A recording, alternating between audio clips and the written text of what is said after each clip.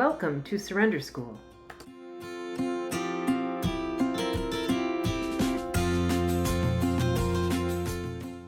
This is the 2023 Step Study.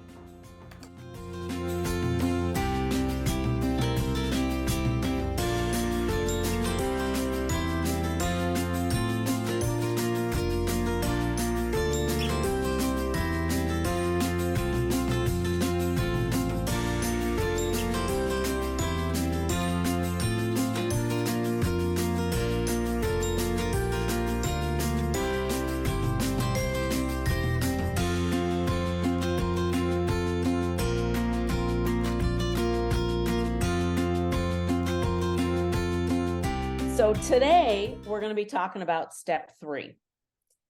And I have to tell you that Big Book pages 60 through 63 are my absolute favorite passages in the Big Book because it so encapsulated my true problem. I used to think my weight was the problem, but those pages actually talk about so perfectly what my true problem is. So let's see what Lori has to say about step 3. Now, he starts by talking about honesty, and he starts on page 20, third paragraph down on the left. He says, page 58 in the Big Book stresses rigorous honesty. It points out that the only thing that stands in the way of recovery is a lack of the ability to be honest with oneself. It also asks us if we are committed to go to any lengths to find recovery. And for me, I really had to separate the concept of honesty from feelings of shame around my food addiction. My addiction kind of married those two terms together. Because if I were honest about what I was doing with food, and if I was honest about how I was behaving in general, then I felt tremendous amounts of shame. And that's why when I sponsor, I don't have any requirements except one. And the one requirement I have is that people are honest with me about their food, because we have to get rid of this shame around our disease and our behavior around our disease so that we can move forward with the steps honestly. And we have to take the shame out of the fact that we aren't perfect all the time, that we don't behave perfect all the time, that we, all that stuff. All of that stuff was really messily wrapped up together for me, and I had to disentangle it. So I thought it was interesting that Lori started out with the whole concept of talking about honesty. Then he goes into kind of a little bit of a history lesson on page 20 under the section, the original steps. I'm going to read that. He says, originally AA had 6 steps and not 12. There are many sources for this statement. See AA Comes of Age and The Language of the Heart, both available from AA. You can find one source in the Big Book on page 292 in the 3rd edition or page 263 of the 4th edition. As you may know, the Big Book was written as a do-it-yourself manual for people who were not able to have contact with AA members who had recovered. Bill Wilson, who basically wrote the Big Book, considered it necessary to make certain that he provided more detail for the steps than existed previously. He therefore added what turned out to be 6 more steps. That's important to know, and this is Lori's hypothesis here. That's important to know because the 6 steps that he added are clearly not steps which have the same kind of significance as the original 6 steps. So he's saying that the original 6 steps that AAers taught to each other when they were actually in groups together in the early days are more important than the additional 6 steps that Bill added in the writing of the Big Book. So the original 6 steps are complete deflation, which is essentially our step 1. Moral inventory, which is our step 4. Confession, which is our step 5. Restitution, which is our step 9. Dependence and guidance from a higher power, which is our step 11, and continued work with other alcoholics, which is our step 12. I thought that was really an interesting way of looking at the steps in general, kind of from a historical perspective. I've also heard and read that one of the reasons that Bill added additional steps was also to differentiate AA from the Oxford group, which was the group that Bill and Dr. Bob were involved in, and Ebby Thatcher was involved in before they split off and made Alcoholics Anonymous. And so Bill was trying to differentiate the Oxford group from Alcoholics Anonymous. He didn't want them to be thought of as an offshoot or a part of the Oxford group. He wanted AA to be a standalone group. And that's another reason that I have heard that he made additional steps from the original 6, because those were essentially the original 6 from the Oxford group. Okay, so that's our history lesson for today. All right, the next thing I wanted to talk about was on, let's see, where is it? Page 21 on the left-hand side. Under step 3 is merely a decision to do the rest of the steps. He says, Lori says, step 3 is therefore not a huge step that requires lots of time and action. It is simply an acknowledgement of the consequences of the willingness through hope that we developed in step 2. If you are willing to try to find a higher power through the steps, step 2, then you have to make a decision to work the steps. And that really is all step 3 is. It's a decision to work the rest of the steps. I could decide to write an article on step 3, but if I don't actually sit down at my computer and write it, my decision to write is of no value whatsoever. So my decision to turn my will and my life over to the care of my higher power is simply a decision. It's not actually turning my will and my life over. I think that's an important distinction. It's just a decision to do that. And here's the important part. In order to turn my will and life over, I have to get rid of the things in myself that are blocking me from my higher power. And that is what steps 4 through 9 does. So step 3 is just a decision to turn my will and my life over. It's not actually doing it. We do that through the process of steps 4 through 9. And that's an important distinction, because I hear a lot of people say, you know, I haven't turned it over. I've got to turn it over. Like you can will yourself to do that.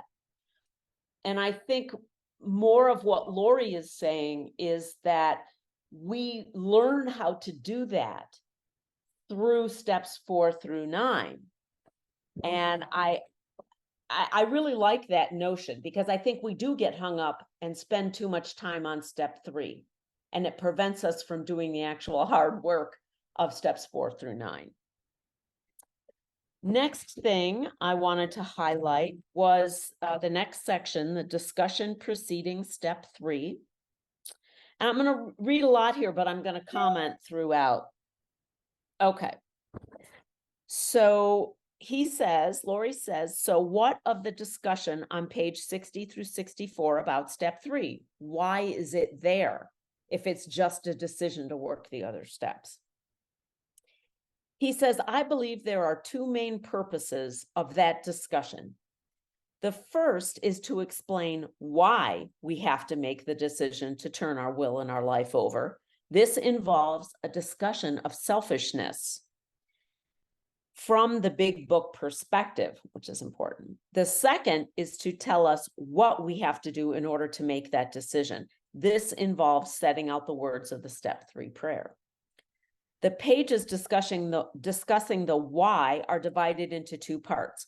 The first part, bottom of page 60 through bottom of page 63, discusses the will part of turn our will and our lives over to the care of our higher power. The second part, bottom of page 60 to the top of page 64, discusses the life part of turning our will and our life over.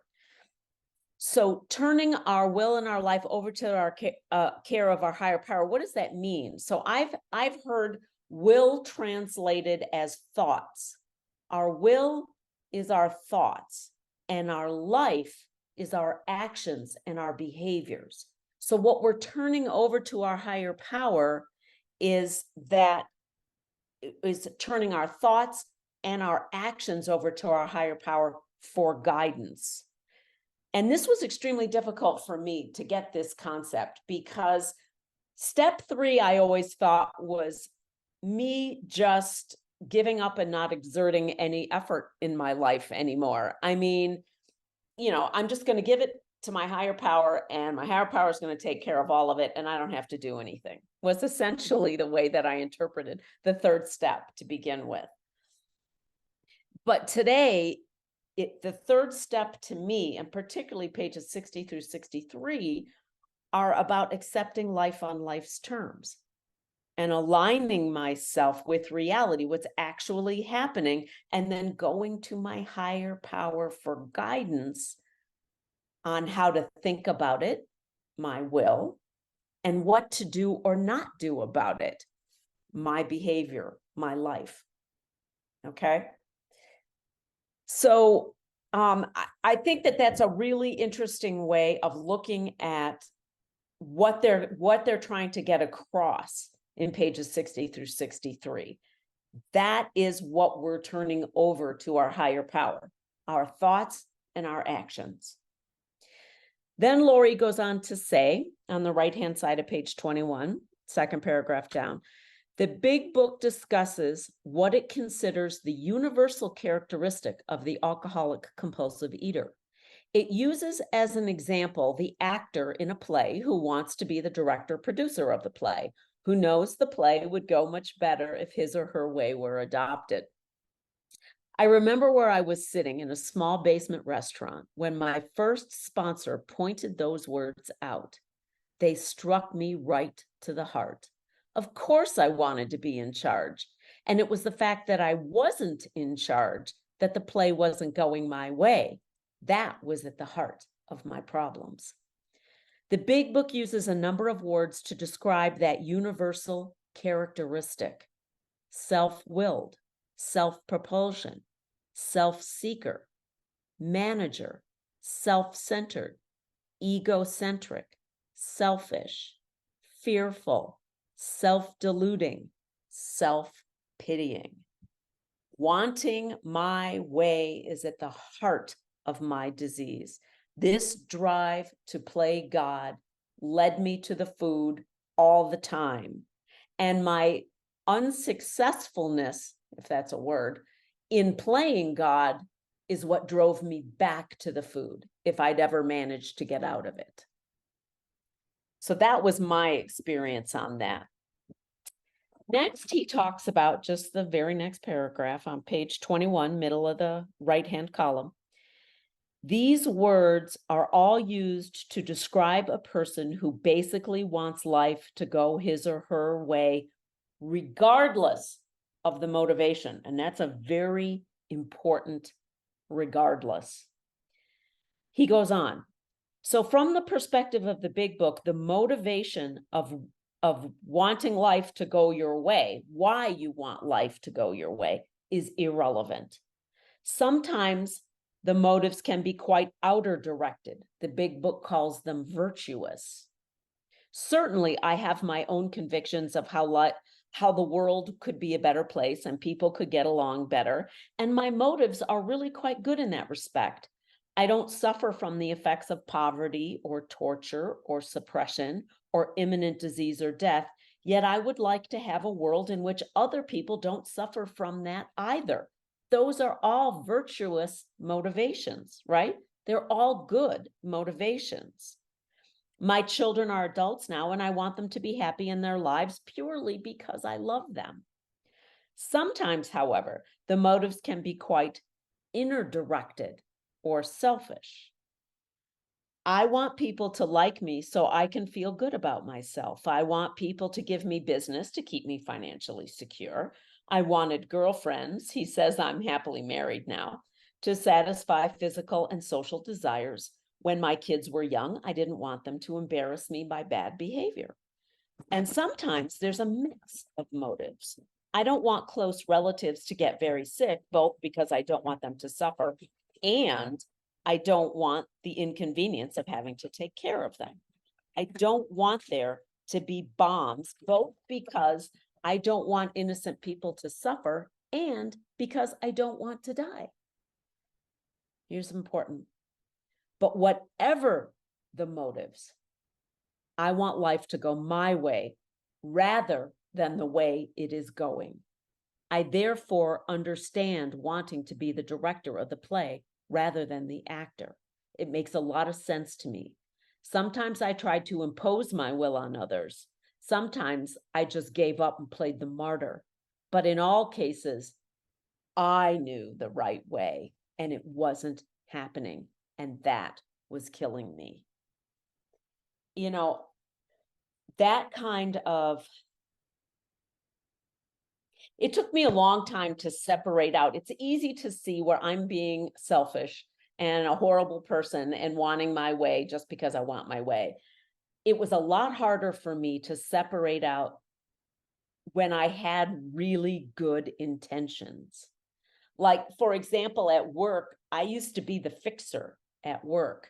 And whenever someone came to me to complain about something, I would fix it or go to the proper people to get it fixed or intervene in some way. And I felt like I was just being, a really good person and a really good team member and all that crap. People hated it. I never knew that. I was taking control of something that wasn't mine to take control of. I was trying to be the director, and I felt my motives were honestly good, but it didn't matter. I was being selfish. I was making myself the center of the universe. I was doing things the way I thought they should be done. And that is a main driver of my disease every single time. So I liked how he pulled that apart and dissected that section. Next, I want to point out on page 22, under the heading, the Big Book's special definition of selfish. And I think this is really important. I'll go ahead and I'll read it. Page 62 of the Big Book says, selfishness, self-centeredness, that we think is the root of our troubles, driven by 100 forms of fear, self-delusion, self-seeking, and self-pity. We step on the toes of our fellows and they retaliate. So our troubles, we think, are basically of our own making. They arise out of ourselves, and the alcoholic is an extreme example of self-will run riot, though he usually doesn't think so. Above everything, we alcoholics must be rid of this selfishness. We must, or it kills us. This notion of selfishness, wanting my way, is at the heart of the Big Book's approach to the steps. Selfishness, according to the dictionary, is wanting my way for my own comfort or convenience. The Big Book, however, discusses selfishness in a broader, more generic way as wanting my way, period. Not only for my own comfort or convenience, and perhaps even for the best of motives. This broader approach will become extremely important as we discuss step 4 and ask where we have been selfish in relation to other people. For me, I had to separate out selfishness and self-centeredness from a moral judgment. Bad girls are selfish, right? I needed to get much more objective so that I could see my own thoughts and behaviors in a more objective way, so that I could pull them apart and look at them in steps, 4 through 9. I needed to be more objective. As long as I was ashamed or embarrassed around my self-centeredness, my center of the universe kind of approach to life. I mean, if you think about it, that's what all humans do. We're the stars of our own play, right? We are at the center of our own universe, and that's true. The thing that we fail to grasp as addicts is that we're not the center of anyone else's universe, just our own. So I really had to get away from like the moral condemnation that I had been a bad person in order to really look at this stuff objectively. And that's kind of what I feel like Lori's talking about here. It's not, selfishness is not purely about a negative character trait. It's just a trait. And one that we need to take a look at because it causes us as addicts problems. Then he talks a little bit about the promises of the program. And I have heard many, many times in reading through the big book about the step 3 promises. And he says they are not the step 3 promises. The promises that are often referred to as the step 3 promises are actually promises of the whole program. So he says on page 22, right-hand column toward the middle, the paragraph that starts another way of proving. He says another way of proving that these are the promises of the whole program is to show that the only real promise that's made about step 3 is found at the bottom of page 63. This was only a beginning, though if honestly and humbly made, an effect, sometimes a very great one, was felt at once. We're promised an effect of some kind. And further, look at the top of page 64. Though our decision was a vital and crucial step, it could have little permanent effect unless at once followed by a strenuous effort to face and to be rid of the things in ourselves which had been blocking us, which is the work of steps 4 through 9. I think steps 4 through 9 are a master class in unblocking us from what's preventing us from being connected to our higher power, from what's preventing us from the spiritual awakening that will be sufficient to solve our problem, which is our addiction. And I think I have a good friend of mine that if you're sensitive to curse words, don't listen. But you'll notice that when we head into step 4, there's this phrase right after they're done with step 3, and it says, next we launch into action. And my good friend always says, launch, motherfuckers, because we spend too much time dilly-dallying around. You launch into step 4 and you get to it. You don't dilly-dally around step 3 and worry about whether you've truly turned your life and your will over. You launch into step 4 because that's what's going to allow you to turn your will and your life over to your higher power. So I thought that was really interesting because I'd always heard about the step 3 promises. And next thing I want to talk about is, of course, step 3 prayer. Page 23, top of the left-hand column. God, I offer myself to thee, to build with me and to do with me as thou wilt. Relieve me of the bondage of self, that I may better do thy will. Take away my difficulties, that victory over them may bear witness to those I would help of thy power, thy love, and thy way of life. May I do thy will always. It's such a beautiful prayer. And he says a beautiful prayer. We're offering ourselves to God. We want certain things to happen to us. Relief from the bondage of self, difficulties taken away, not for those things to benefit us, but so that those things will help us benefit others. This is the first time the big book really begins to say that we need to get out of our skin and to help others. And he says, so that's it. That's step 3. I love that he's saying that it's not like this switch we flip and all of a sudden we've turned our will and our life over. Like we've made the decision to flip that switch and we automatically can do it. We can't. We have to do the spiritual work of 4 through 9. And there is no flip, a switch to flip. It's a process, and it's a gradual process at that. And it's a process that goes deeper and deeper and deeper the longer that you're in program. I think it's a process that we go through at deeper levels and with different aspects of our lives.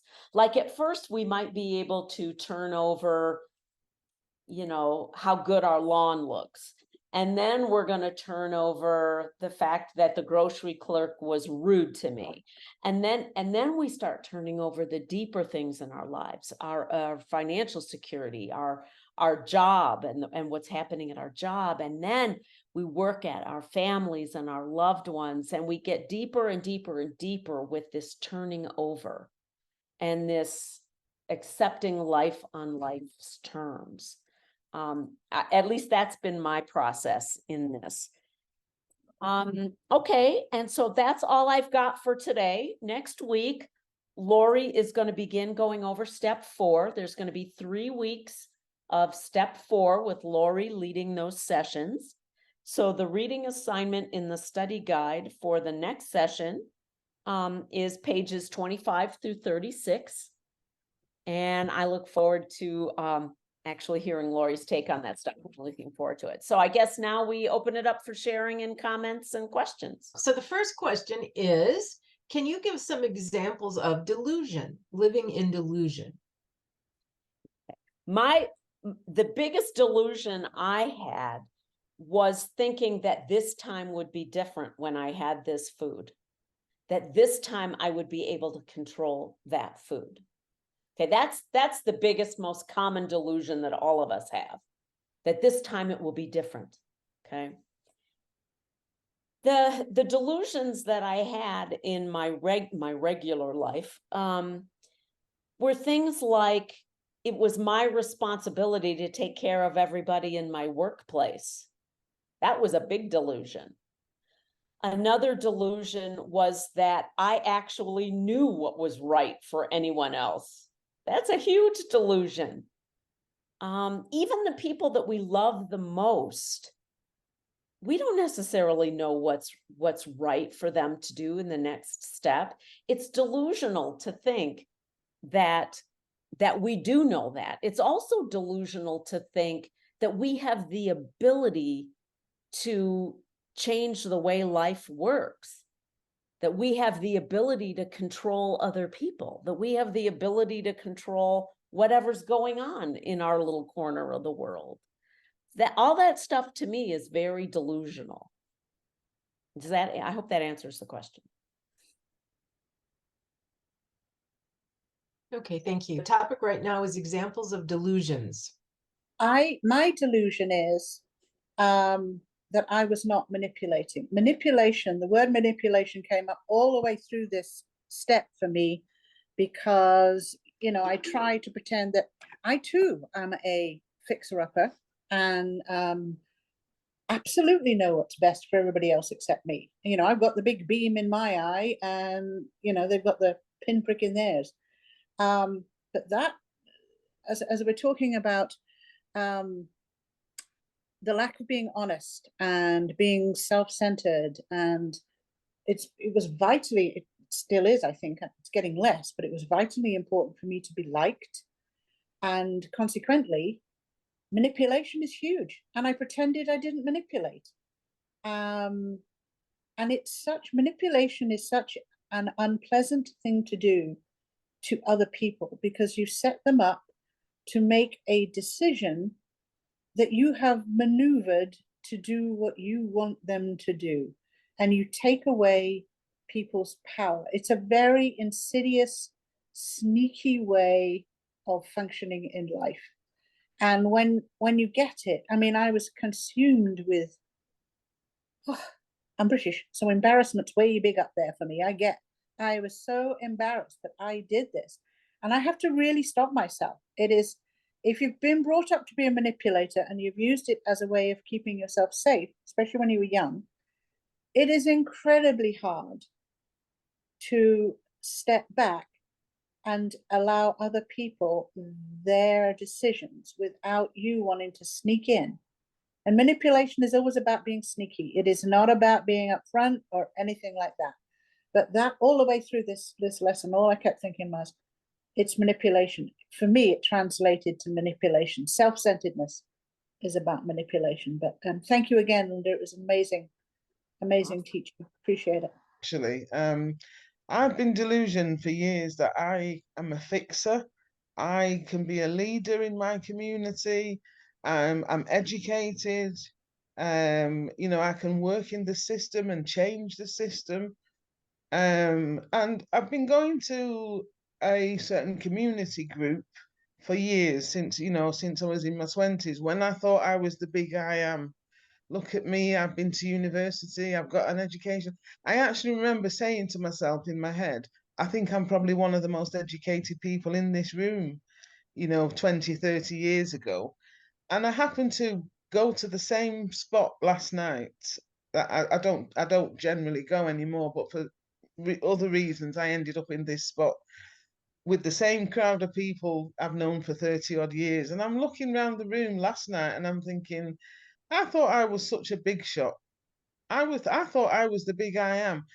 Yet I'm still the fattest person in the room. Why? I've still got this disease, this compulsive overeating.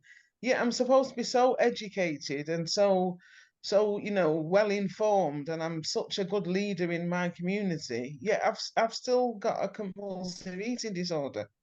And it really brought it home to me last night how delusional I've been in my life, to an extent where I find myself now in a professional position that I don't actually enjoy being in. I don't enjoy the stress of it. I don't know how to get out of it. I've put myself in a position where I feel like I'm trapped in a role that I don't enjoy. I don't belong in that role. It stresses me the hell out. And I've done this to myself through my delusions that I would be liked if people saw me as a great leader in my community. I would be liked. And it's led me to a place where I now feel trapped and I want to get out of. So I guess for me, the only thing I can do is to pray to my higher power to help me get out of the situation I'm in and to put me where he feels I would be better placed to reduce my stress, because I'm not getting any younger and I've been a compulsive overeater my entire life and it is killing me. So I do need to change. So that reading today was very pertinent to where I am, and thank you for the reading. And with that, I'll pass. Thank you. Thank you, everyone, for your service. Yeah, Linda, thank you for that. I've realized a few delusions that I've had lately in the past. One, I had the delusion that I can cure my own alcoholism and compulsive overeating, and I lived in that delusion. Um, with the eating for years. With the alcoholism, I lived in that delusion that I can cure myself for at least almost 2 years, where I tried to literally cure myself from it by stopping. I had the delusion that I didn't need help from other people. Because I'm a pretty successful person in my career. I got all of that on my own, which I'm delusional about that too, because I had teachers and mentors and all kinds of other people who helped me along the way. But I think one of the biggest delusions that I just realized last night um, during the Festival of Creativity is that I don't have a body image issue. I attended for the very first time a body image meeting during the Festival of Creativity, And I said, yeah, I love my body, which I do. But I'm not loving it the way I should. I'm not working it the way that I should. So I do have a certain level, excuse me, of delusion when it comes to how strong my body really is, and what I'm doing for it on a regular basis.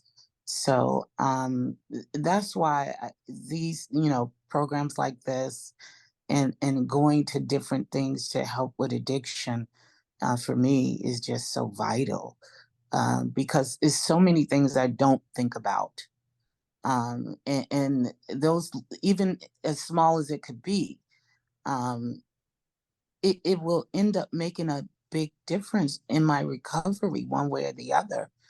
And yeah, I'm not drinking, I'm not drugging, and I'm eating right and all that.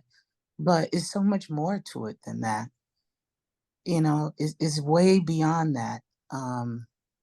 So I appreciate everything you're going through right now with this. This is really great. Thanks.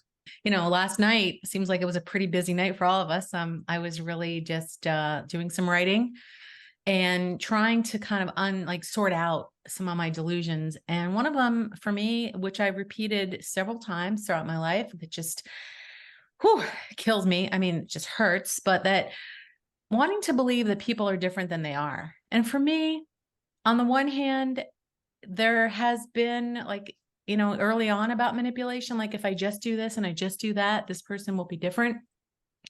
But then there's another piece to it, which is really just kind of willfully not seeing them for who they are. So denying what I see and what I know to be true.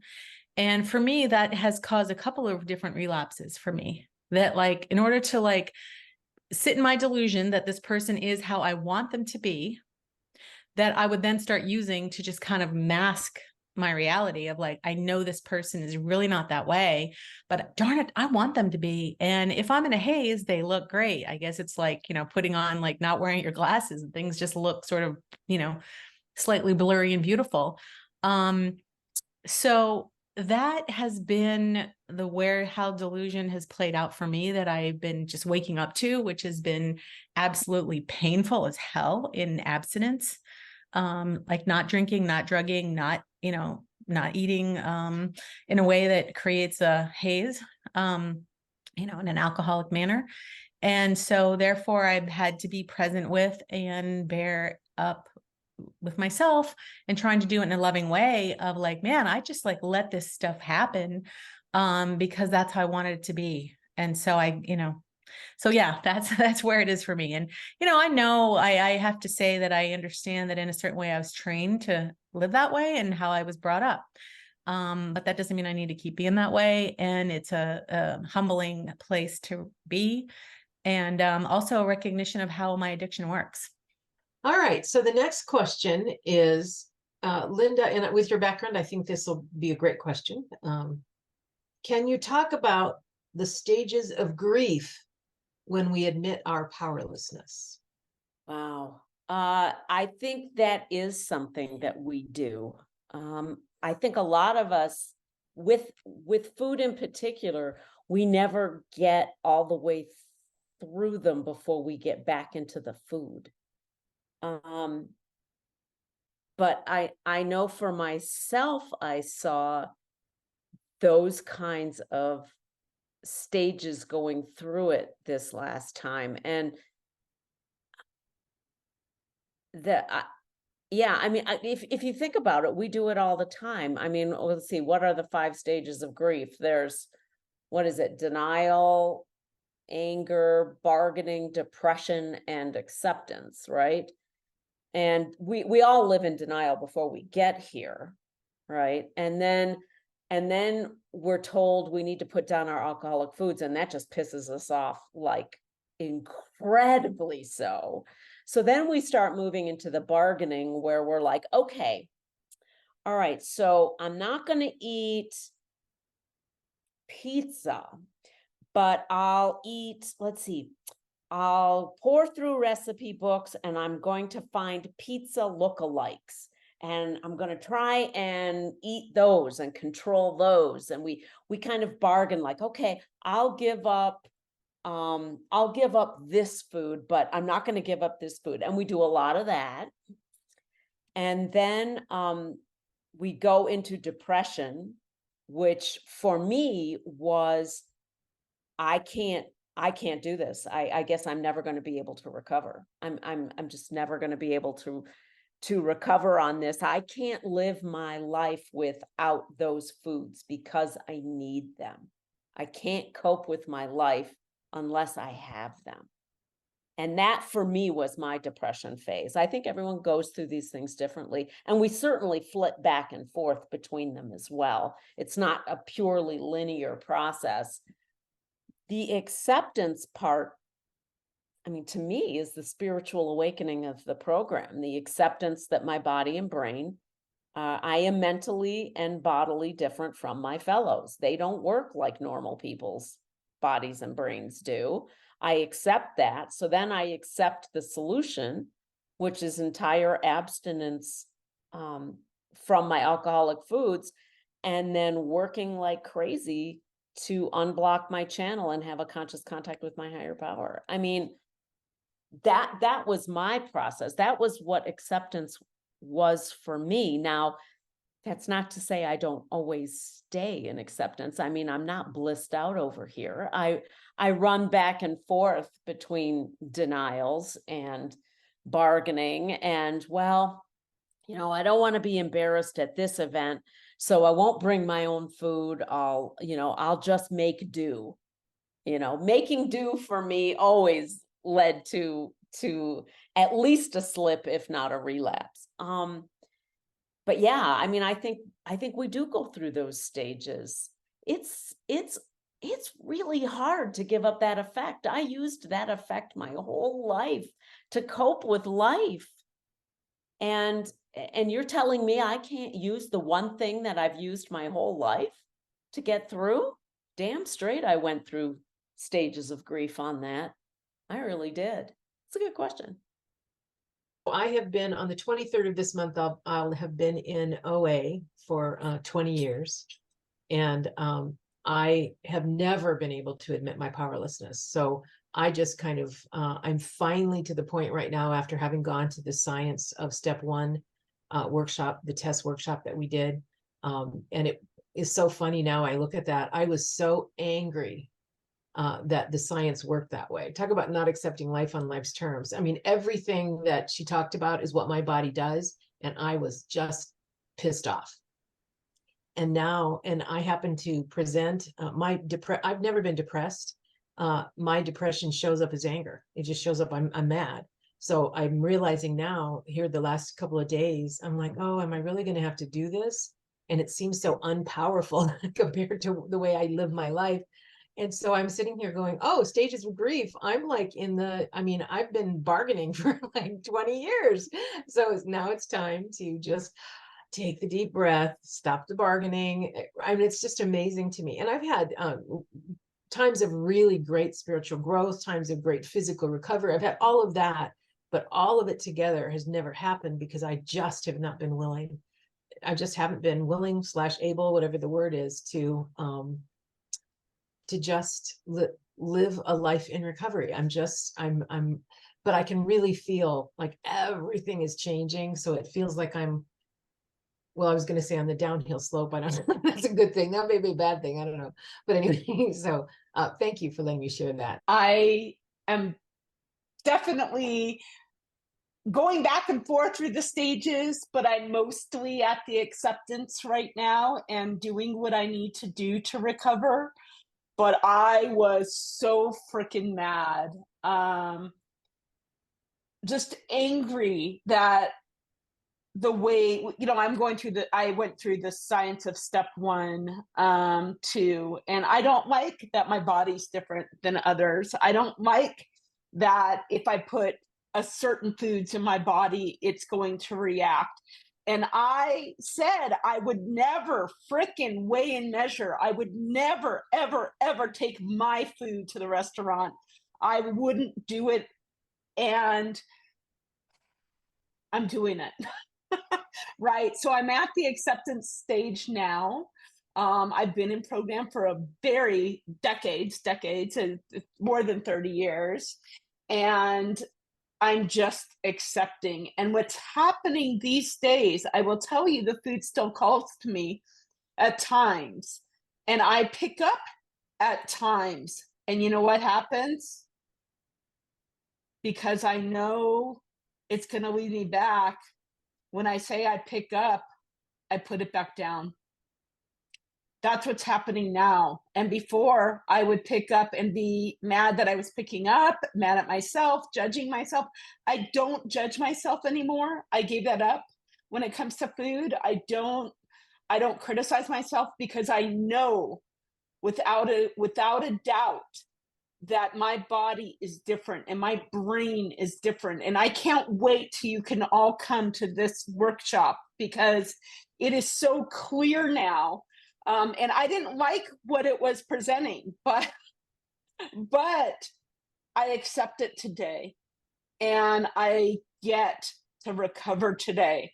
And what happens today is, because I put the food down, even though there's still some chatter going on, I have space for other things, because for the most part, my food is already planned and I know what I'm going to eat. So there's space to see my defects of character, which also make me upset. But I get to work on them today. And I'm just so glad you are all here. And I learned from all of your sharing, and I'm glad we have time to hear it today. It's freaking awesome. You're in the right place, no matter where you are. You too can recover, even if it's been decades in this program. I promise we recover here at Surrender School. We do it together. We love you all. Thanks. It's interesting, the grief aspect.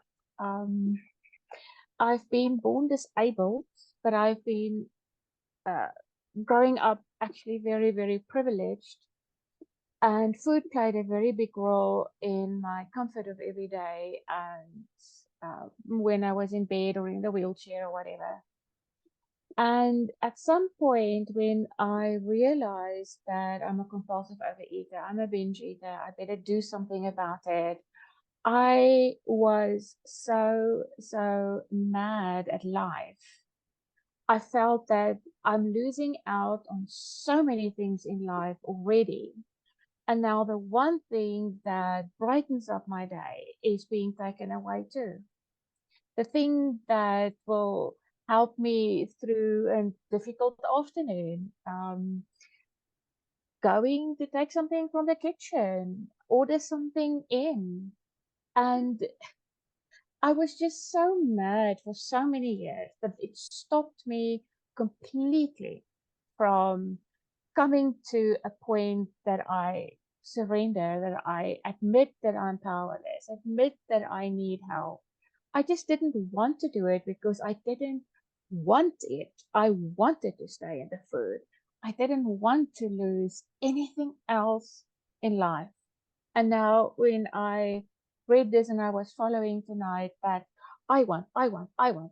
It's all I want. And not what my body wants and what my higher power wants from me and what my friends wants from me.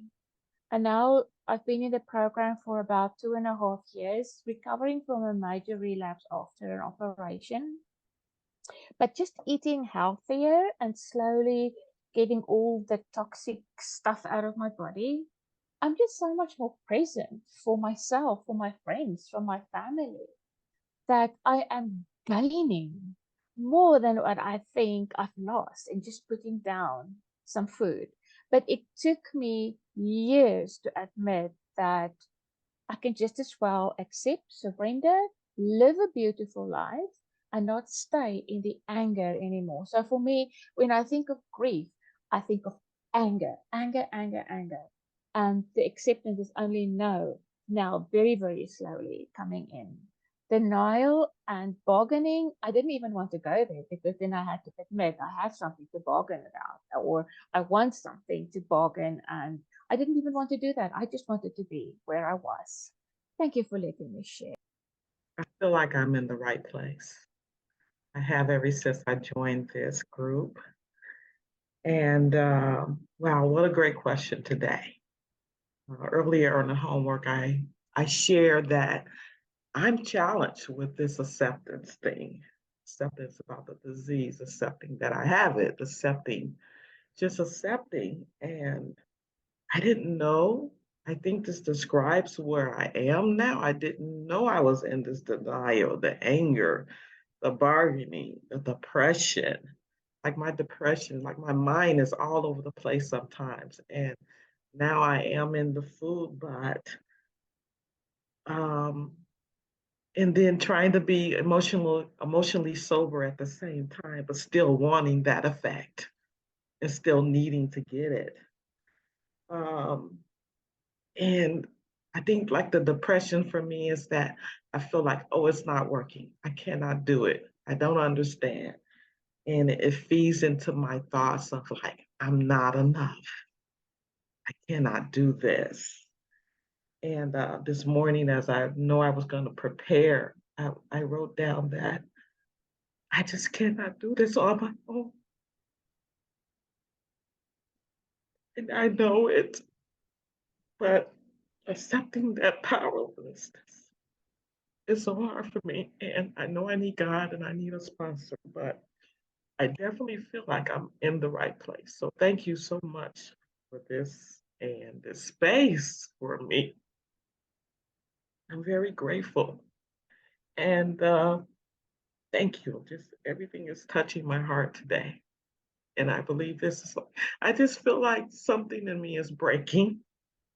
I know there are things there that's blocking, but today I feel like something breaking. So it gives me hope. So thank you all so much. Can you discuss the idea that all my problems were of my own making? People come into our addiction recovery rooms having had trauma or abuse as kids, and or some kind of trauma. And of course that has, that's not your own making. None of that's your own making. And I think we get that kind of thing mixed up. My interpretation, and recognize this is only my opinion, and you know what they say about opinions, they're like belly buttons, everyone has one. So but this is just my opinion on that kind of question. Is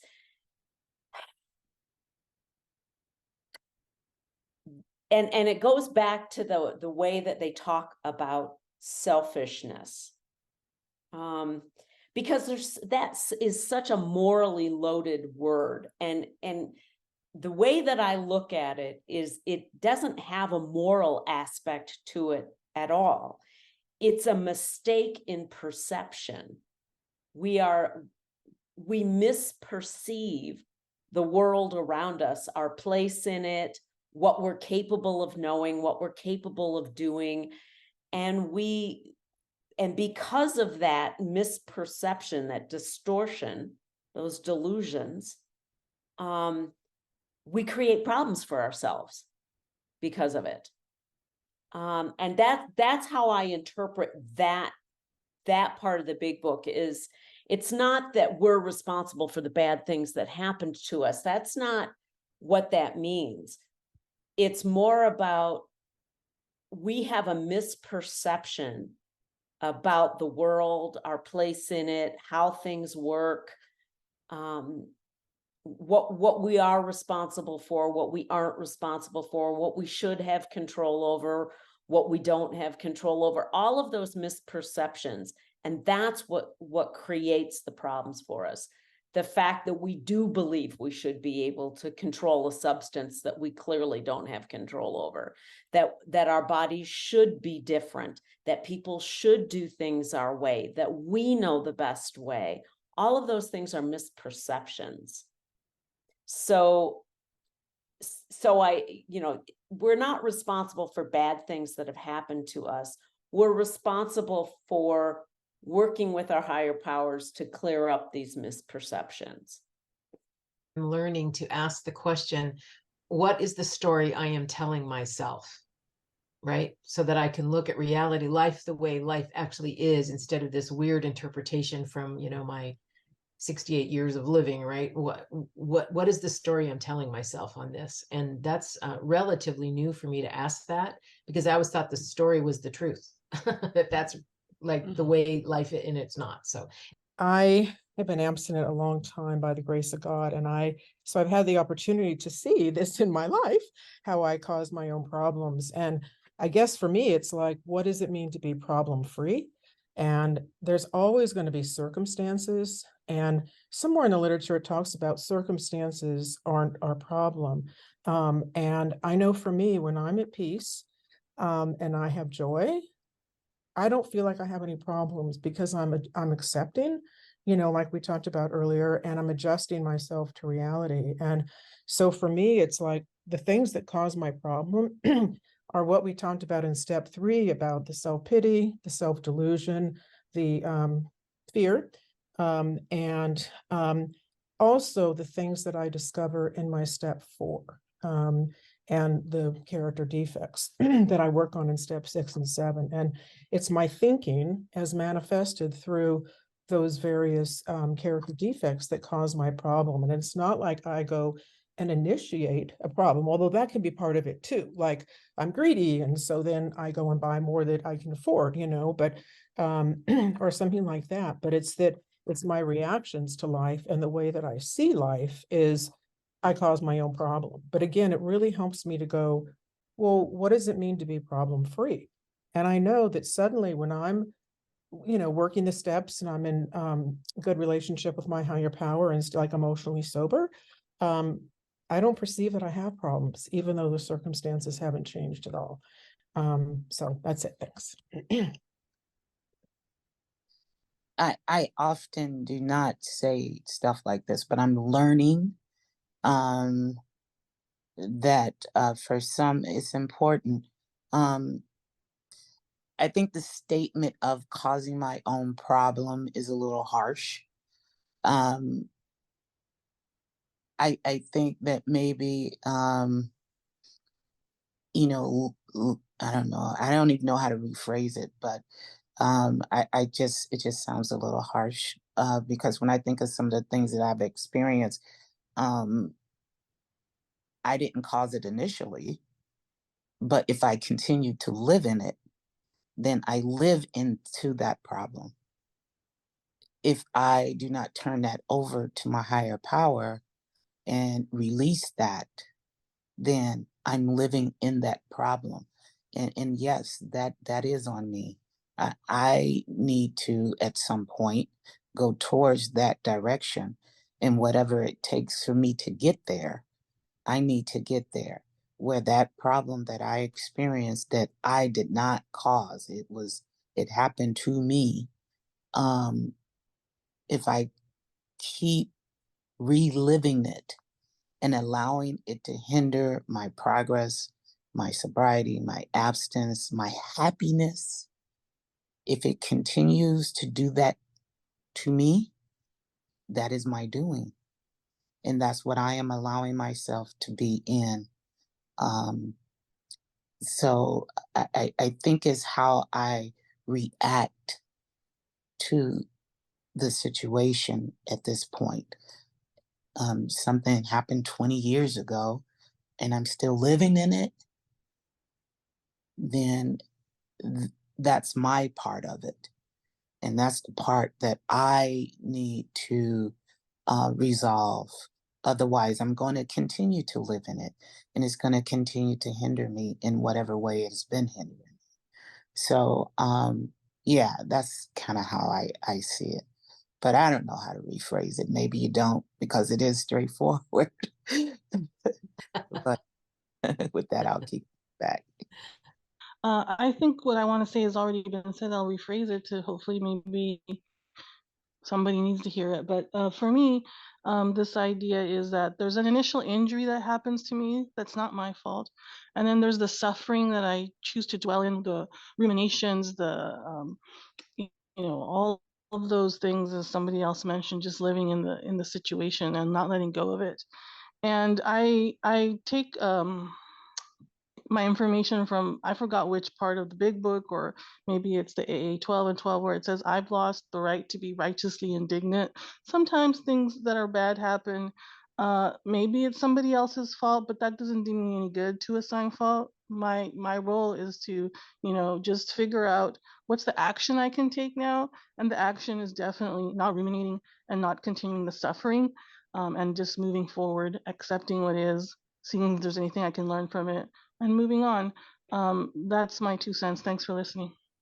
How do you keep from interpreting things not going my way as the idea that your higher power doesn't care? That's the $64 million question.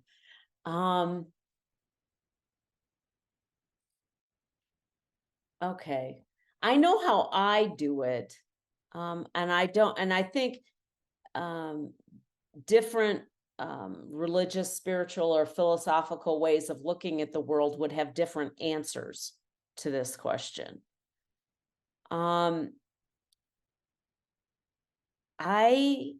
Okay, so you asked, okay, all I could do is my experience, strength, and hope. So the way that I answer that question for myself is, my higher power does not intervene on the physical plane of the planet.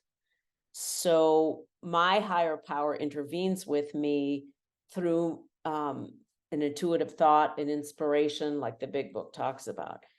And I get guidance through that stuff from my higher power to deal with whatever's going on. So whatever is going on isn't from my higher power. Do you know what I mean? It's not directed by my higher power. My higher power helps me deal with whatever's happening. Whatever's happening is just happening. So because of my own history, and I couldn't have a higher power that could potentially be interpreted as abandoning me, or being unpredictable or capricious or fickle or any of those things, because that would freak me out. I wouldn't feel safe enough to do the recovery work that I needed to do. So I don't take events that happen in the outside world as coming directly from my higher power. They're just happening.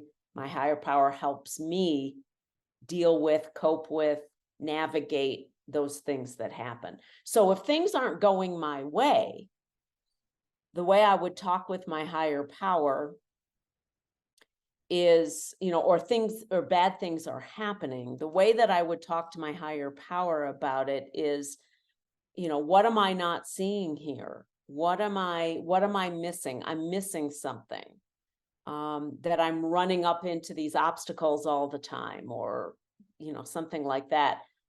I would ask what I'm missing. What am I not seeing? How am I not seeing this right? Or the best way for me? How, what do I need to do here? How do I need to think about this? How do I need to approach it? I don't think in terms of, why are you letting this happen to me, God? Because that really hurts my relationship with my higher power. I feel punished by my higher power. And as long as I'm in a situation where I'm feeling punished, I cannot trust my higher power. So that's a long, circuitous way of answering that question. And I hope, I don't know if it was helpful or not, and maybe some other people can talk about the way that they interpret that and the way that they make sense of that for themselves. But that's how I do it for myself.